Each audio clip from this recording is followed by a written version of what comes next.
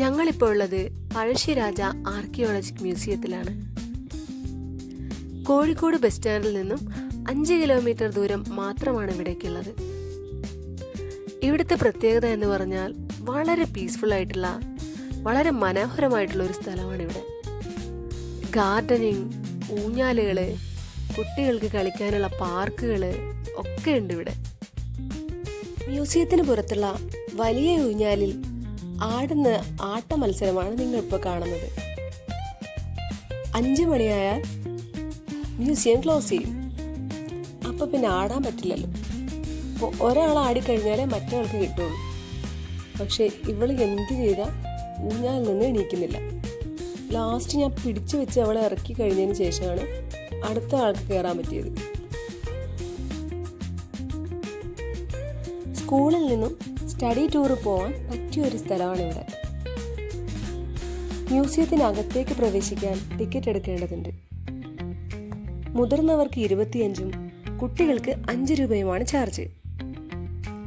15 രൂപ വീഡിയോ എടുക്കാൻ കൊടുക്കണം.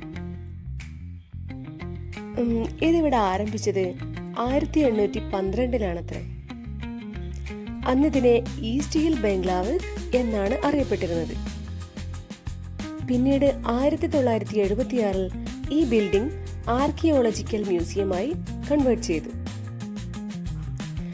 പഴശ്ശിരാജ ആർക്കിയോളജിക്കൽ മ്യൂസിയം എന്ന് പേരിട്ടത് 1980-ലാണത്രേ. മ്യൂസിയത്തെക്കുറിച്ച് പറയുന്നതല്ലാതെ അതിനകത്ത് കാഴ്ചകളൊന്നും കണ്ടില്ലല്ലോ എന്ന് നിങ്ങൾ വിചാരിക്കുന്നുണ്ടാവും. അകത്തെ കാഴ്ചകളെല്ലാം എൻ്റെ ഫോണിൽ നിന്ന് നഷ്ടപ്പെട്ടു.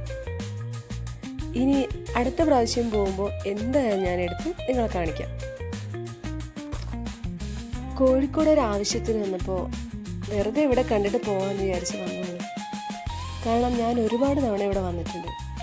എൻ്റെ ഫ്രണ്ട്സിൻ്റെ കൂടെയും അല്ലാതെയും ഇപ്പം ഇവരുടെ കൂടെയും. ഇവർ മാത്രമല്ല, വേറെ ഒരാളും കൂടെ ഉണ്ട് എൻ്റെ കൂടെ, സുജിത. അവളാണ് വീഡിയോ എടുക്കുന്നത്. എന്തായാലും ഇന്നത്തെ ദിവസത്തേക്ക് ഇത് മതി. ഇനി പുതിയ വിശേഷങ്ങളുമായി അടുത്ത വീഡിയോയിൽ സന്ധിക്കും വരയ്ക്കും വണക്കം.